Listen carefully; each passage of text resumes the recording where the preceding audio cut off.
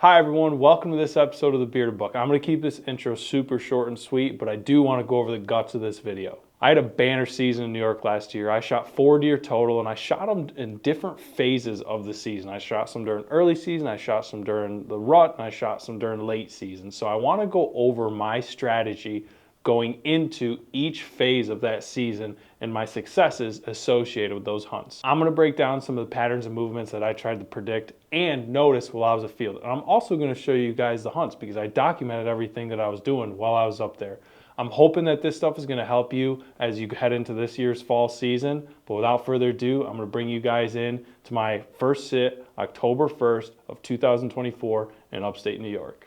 Okay everyone, so to preface this first sit and opening morning, I'm hunting my home property. This is ground I grew up hunting. You can see this food plot here. This is about a 2.5 acre plot, and actually the house I grew up in is right across the street. So I'm very familiar with this ground. We're sitting on about 100 acres here. But back to this food plot. This food plot has been in place for about 4 or 5 years now. We used to have brassicas, and one year we even did corn in here, and it turned out great. However, right now we have clover in there, and if you guys know the Bearded Buck, you know we always say clover is king, and that is mostly due to the maintenance required, and that's exactly why we have clover here. It's just hard for all of us to maintain, and by all of us I mean my brother, my dad, and myself. So we have clover here, works great, still tracks deer during the whole season. So to dive into the strategy here, we have this food plot here. I knew deer were hitting it. I also know where they bed. They bed in these areas right here that I'm going to highlight. These are piney areas with some shrubbery in between them. Deer love coming in here to bed all season, especially early season when that foliage is still kind of green and thick. So to hunt it in the morning, kind of got to wrap around the backside here. So I actually walked up my road here. This is a 2-track road. This is a seasonal road. It actually turns into a seasonal road right past our house here. So I walked up the road here, hit this well road, walked out, and I dropped down. And we have a few stand locations here and here and here and here based on wind direction.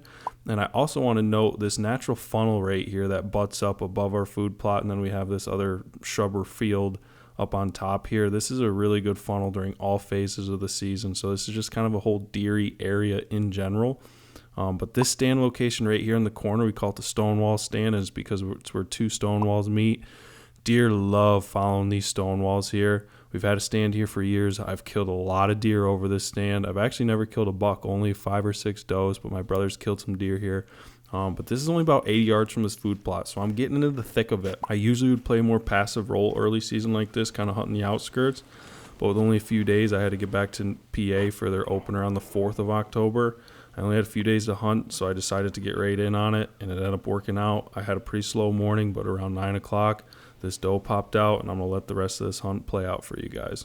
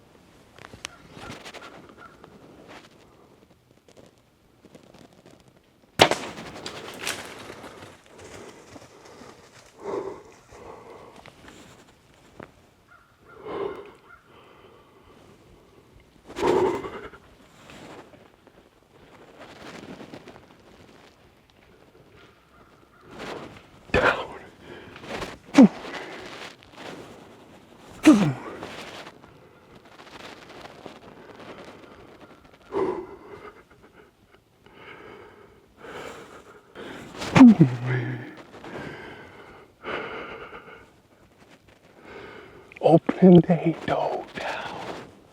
Man, I cranked her.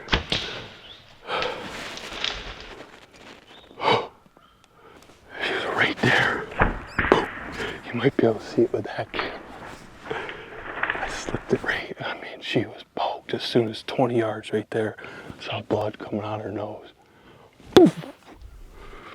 Okay, so a few things to key in on here. You really need to focus on food sources during the early season. Deer are super food oriented during the summer and into the fall, just because they're looking to pack on those extra pounds in preparation for winter when there's little to no food in some areas. And that's exactly what I was doing this morning, and that's what led to my success. So transitioning into the afternoon sit on October 1st, we had a weird wind. We had an east wind. It was transitioning throughout the day. So I was kind of brainstorming with my brother on what to do. And a lot of our regular early season spots were kind of blown up just because of the wind. My brother in this area here, he was actually logging just across the street and just down the road from this. And on his way out after work every day, he was seeing deer in this field right here. And as you can see with this public lands layer, there's public lands bordering it. And if you take a closer look into that, you can actually see there's some selective cuts here. So we kind of recognize that there might be another bedding to food scenario. Obviously, those deer were in that field because they wanted food. But with that selective cut comes early season browse. So we kind of figured they were in there browsing and bedding and just hanging out throughout the day. Then as it transitioned from evening and into night, they were working their way out into that field. And wouldn't you know it, this was perfect for an east wind. So my brother and I decided to park here where there's a parking, and we just snuck right off the road. We weren't too far. I actually set up right here, and my brother just went 100, 150 yards further down into here, and we decided to sit. And it honestly took me a little while to find a good tree, and I was actually struggling. I say it in my interview, I was having a really hard time getting in. I actually didn't get in till about 5:15. Granted, early season, it wasn't getting dark till around 7:30, almost 8. So I had time, but it did not take long, and more deer started popping out, and I'm going to let the rest of this hunt play out for you guys.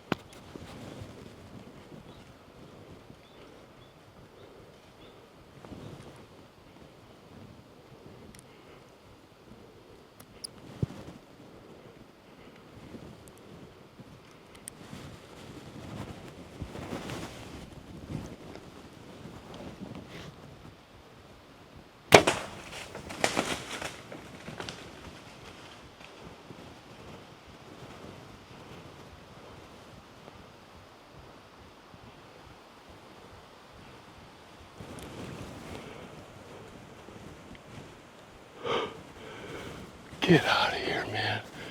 That's two. That's two in one day, baby.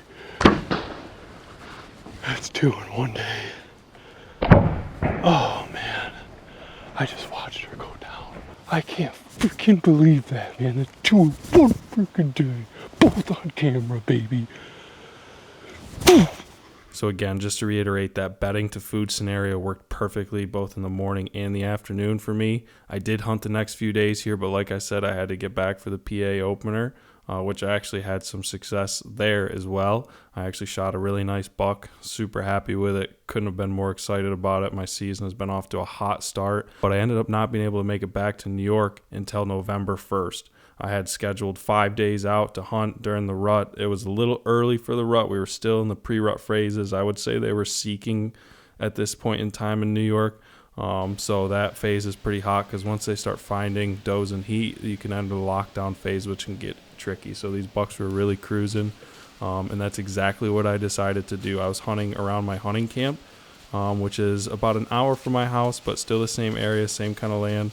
I was hunting some public land, and this area I'd hunted for many, many years, even as a young boy. And this little chunk of public right here is kind of off the beaten path. Not many people know about it. It's a really small piece, and there's bedding right here along this pipeline. And I know deer, especially because they get pressured in this area, it's pretty thick in there. They like to hold in there and they don't leave until dark. So it's kind of a tricky spot to hunt. But during this early season seeking phase, you can really find bucks cruising the downwind side of bedding areas, and it's exactly what I was doing here in this situation. I was set up on the transition zone from open hardwoods to the thick cover, right on that transition on the downwind side. The wind was a little swirly that day, if I remember right. The morning was pretty slow. I had some deer kind of bust out of that thick bedding. I don't know if there was a predator or another hunter maybe in there, but that was a kind of a slight deterrent, and I didn't see anything the rest of the day.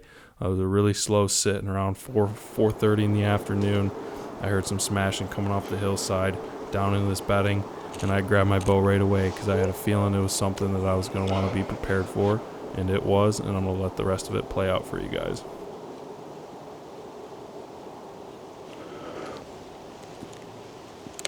Buck, buck, buck.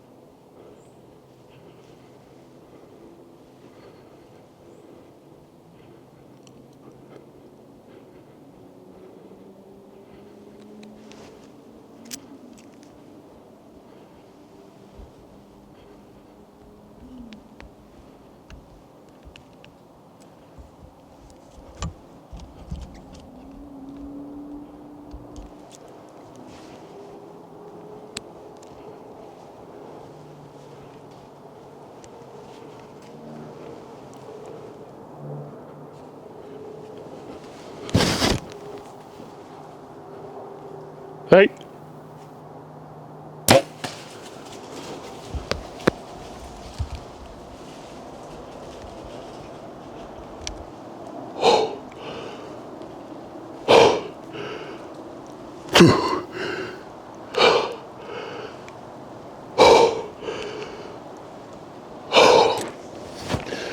Man, I just cranked him.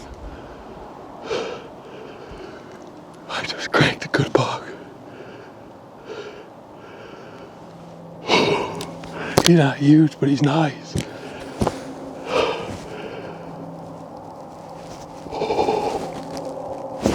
Ooh, baby.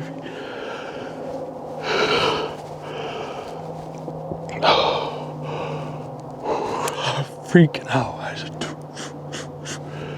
But I think the most notable pattern that I predicted and turned out to be true was the fact that these bucks were going to be seeking. I knew about this bedding area. I know deer hold in here, and I knew with the wind direction, they would be cruising that transition line. I've hunted that transition line in years past. I've never killed anything there, but I've had encounters, and every year I go in there during the rut, there's always scrapes in there. There's always rubs in there. They like to hang out in there. They're looking for does, and that's exactly what I was doing. I was waiting for that buck to scent check that bedding zone. That's exactly what he was doing, and that's what led to my success. And the next time I was able to make it up was during the gun season, because that's when my regular season buck tag became active. And let's talk about my strategy going into that. Okay, so transitioning into the gun season, your strategy obviously changes a little bit just because of the weapon you have in your hand. You're able to shoot further and way more accurately, so you can kind of hunt, not the fringes, but you just have a bigger bubble around you, a kill bubble, as I like to reference it. So things become quite a bit easier during gun season. I did have 2 days to jet up to New York, the 28th and the 29th of November, so I took advantage of it. Gun season had already been in for a bit at that point, and it honestly was starting to die down a little bit. So I wasn't super optimistic, but I knew I had areas that I could go in and see deer. The area that I went in specifically for this sit, I've hunted this spot for years. It's a public land spot, and I will tell you, I have never hunted it during the month of November and not seen a deer. Whether I killed, harvested, they came close, or just seen a glimpse of them, but I have never not seen a deer. So this is 100% a reliable spot. There's a few key factors here that I think are associated with that. One being this conservation piece down below here. And you can see up here, there's this big swamp. This is a big creek, swampy bottom down in here. So deer, especially when they get pressured, they suck down into that heavy. Now, this ridge here that I'm set up on, this is a big travel corridor. I would consider this a rut travel corridor as well. There's some selective cuts up here. There's this ag field. So I'm technically kind of on the inside corner of this big ag field here, but there's just a lot of deery stuff around me. So with a gun, it's perfect because I'm kind of right in the middle of it, and being public, you never know who's going to be pushing deer. You have that safety aspect that I referenced earlier that deer need. They associate areas with safety 100% down below with that conservation where there's no hunting, and then private. This area down in here, the access point is also kind of tricky. It's about 1.12 miles because you got to go up, over, and down. It's a good access. It's you're not getting super crazy in terms of bumping deer. But I got down in here. I think I got in here around 11 because I got in late last night, so I needed to sleep in. I needed to catch up on sleep anyways. But I got in here around 11. I instantly started seeing deer. Then around 2:30 in the afternoon, I might cut in and let this play out for a second. But I had a bunch of does just come busting down right in front of me, and I was going to shoot one, don't get me wrong, but they never presented a good shot. But then a few minutes later, a buck was following them, and I think that's why they're running. They were getting chased by that buck.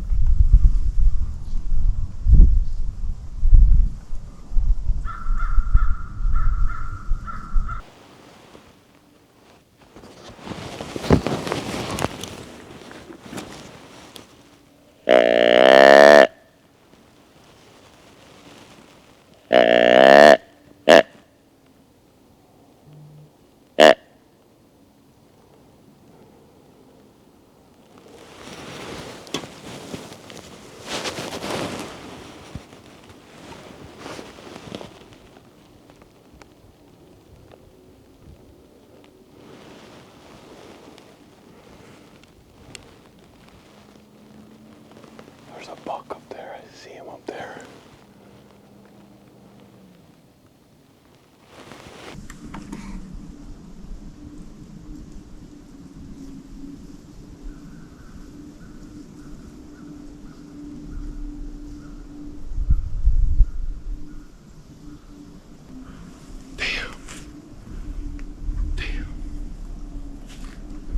So he ended up kind of hanging out up there. I'm pretty sure he winded me. My wind was swirling down in there a little bit. So I was a little discouraged at that point. He was definitely a shooter, I could see. But that's how it goes. So I was honestly pretty upset. I was pretty deterred. Between those does and that buck, I didn't get a shot at anything. And I was like, man, that's my opportunity for the afternoon. Then about an hour later, I look over to my left, and I saw this girl slinking through. And I'll let the rest of this one play out for you guys. Deer, deer, deer.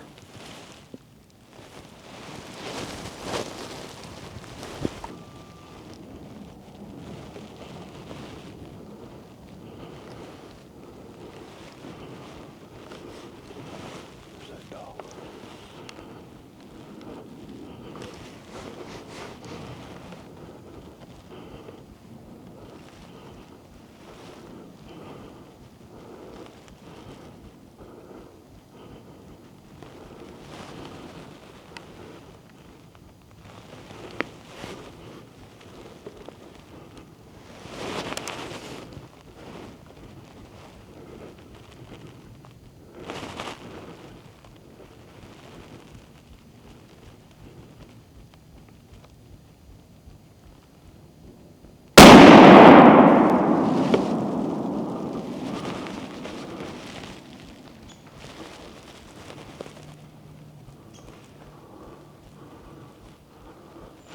She just went down, baby.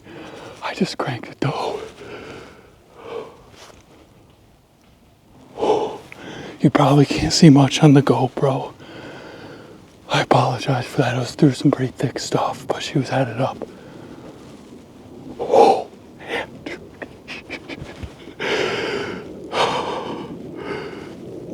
Man.